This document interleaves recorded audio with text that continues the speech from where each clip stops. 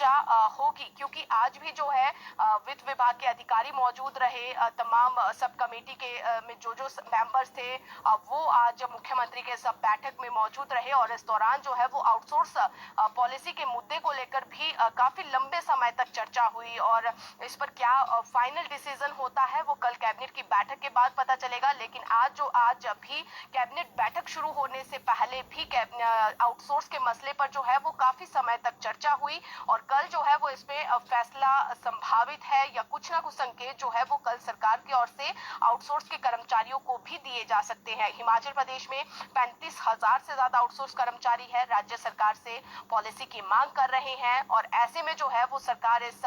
चुनावी दौर में किसी भी कर्मचारी को निराश नहीं करना चाहती है और इसीलिए जो है वो ये एजेंडा कल कैबिनेट की बैठक में आने वाला है। लेकिन इस पर फैसला हो पाएगा, ये कल का दिन जो है वो ऐतिहासिक रहेगा, क्योंकि आउटसोर्स के कर्मचारियों की नजरें जो है वो कल की कैबिनेट बैठक से भी है। जिस तरह से लगातार सरकार आश्वासन देती जा रही है उससे आउटसोर्स के कर्मचारियों की उम्मीदें बढ़ती जा रही है और सब कमेटी की जो रिपोर्ट सौंपी गई है उस रिपोर्ट में साफ तौर पर यह कहा गया है, अलग अलग डिपार्टमेंट के जो डाटा है वो तलब हो चुका है और उसमें जो है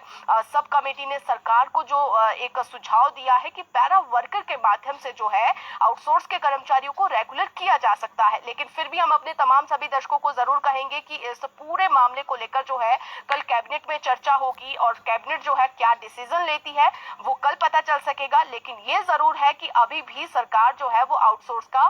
फेवर कर रही है। और एरियर की अगर बात करें तो एरियर को लेकर हमने आपको पहले भी बताया था और अभी भी हम जरूर बताएंगे कि एरियर को लेकर जो है वो 2 किश्तों में सरकार एरियर देने की तैयारी जो है वो यहाँ पर कर रही है और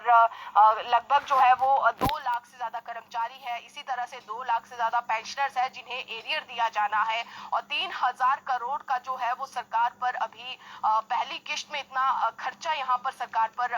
बन रहा है और यही वजह की सरकार ने 3,000 करोड़ का लोन लेने का फैसला जो है वो लिया है और जितने भी हिमाचल प्रदेश के कर्मचारी हैं उन्हें 1 और 2 किश्तों में एरियर की सौगात दी जाएगी। 15 अगस्त को इसका ऐलान होगा। इस तरह के संकेत जो है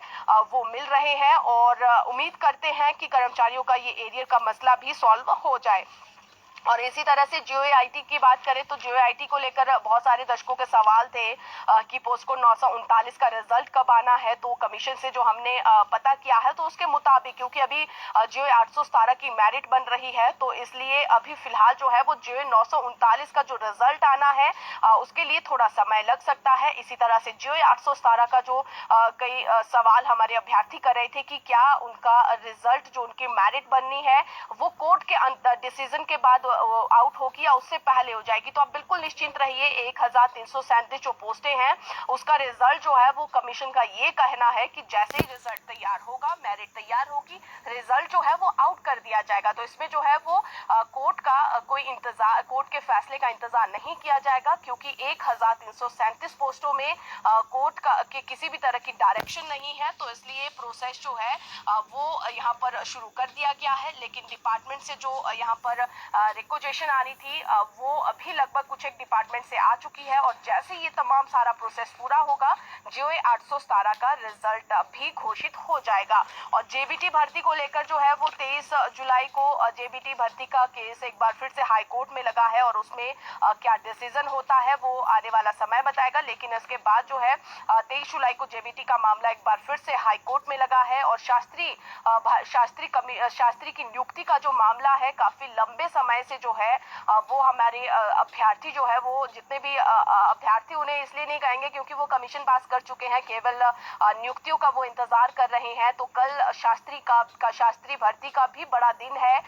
हाईकोर्ट में ये मामला लगा है और इस दौरान जो है कल क्या डिसीजन आता है, क्योंकि पिछली सुनवाई में हाईकोर्ट की ओर से ये कहा गया था सरकार को कि शास्त्री भर्ती के लिए जो एनसीटीई के नियम है जिसमें कि